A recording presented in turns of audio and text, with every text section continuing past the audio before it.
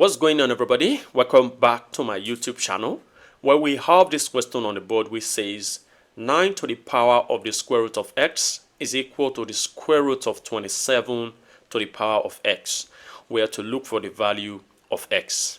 Well, our first step will be to change this radical, which is this square root, to an index form. So I have 9 to the power of the square root of x to be equal to 27 to the power of x. Now remember, square root can be written as a power of half. So this square root has been written in an index form. Our next step will be to apply the law of indices, which says that whenever I have a base a raised to a power of m, and this is also raised to another power of n, the law of indices says take the base and multiply the power. So m times n.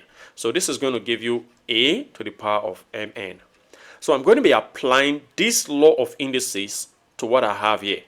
So I have 9 to the power of the square root of x equal to, now 27 is the base. Remember, powers multiply, so x times 1 over 2, I'm going to be having x over 2. Now 9 can be written as 3 to the power of 2, and this is raised to a power of the square root of x equal to 27 can be written as 3 to the power of 3, and this is raised to the power of x over 2. Now we're going to be applying this law of indices again to what we have here. Now I'll take the base 3 and I'll multiply the power. So 2 times the square root of x, I have 2 root x equal to 3 on the right, which is the base. Now 3 times x over 2, I'm going to be having 3x over 2. Now since the bases are equal, I'll be equating the powers. So the power on the left is 2 root x, and the power on the right is 3x over 2.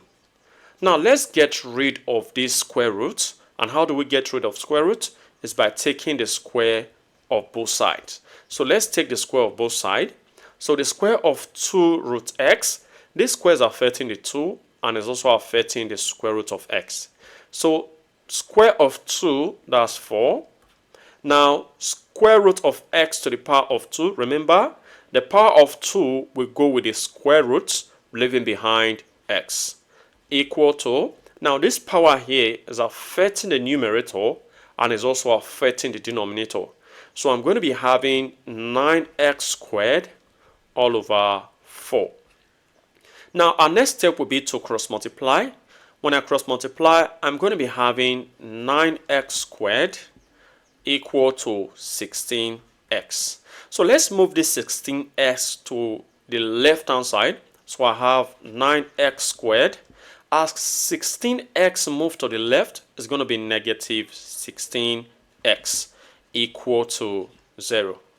Now notice that x is common, so I'm going to be factorizing x out, leaving behind 9x minus 16 equal to 0. So I have two cases here. I have x to be equal to 0 or 9x minus 16 to be equal to 0. So for the first case, we've seen that x is equal to 0. Now for the second case, we have 9x minus 16 equal to 0. So I'm going to be moving this negative 16 to the right hand side so that I have 9x to be equal to, as negative 16 moves to the right, it becomes positive 16. Now to get x, I'm going to be dividing both sides by 9. So x will be equal to 16 over 9. So that is it. Now let's check for our answer. For example, we're going to be checking for when x is equal to 0. So I'm going to be writing check here. Now what I have on the left is 9 to the power of the square root of x. Remember, x from our first case is 0 equal to the square root of 27 to the power of x. X from the first case is 0.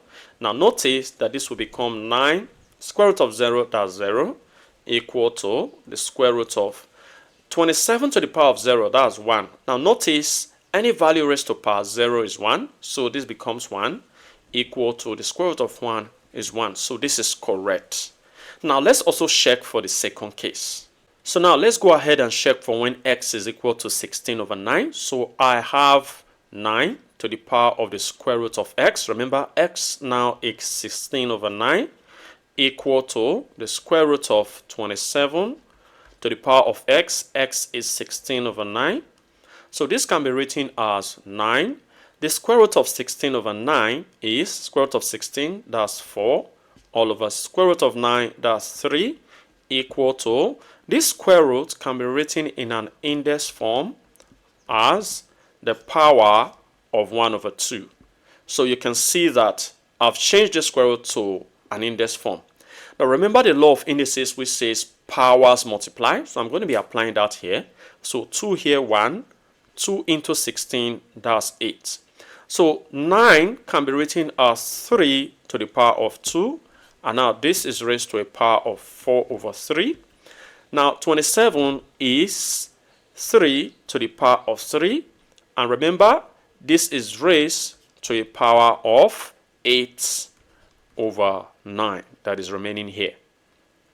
Now notice that this I have 3 as powers multiply. So 2 times 4 over 3, I'm going to be having 8 over 3 equal to 3 here 1, 3 into 9, that's 3. So 3 to the power of 8 over 3. So you can see that the left hand side is equal to the right hand side. So the answer is correct.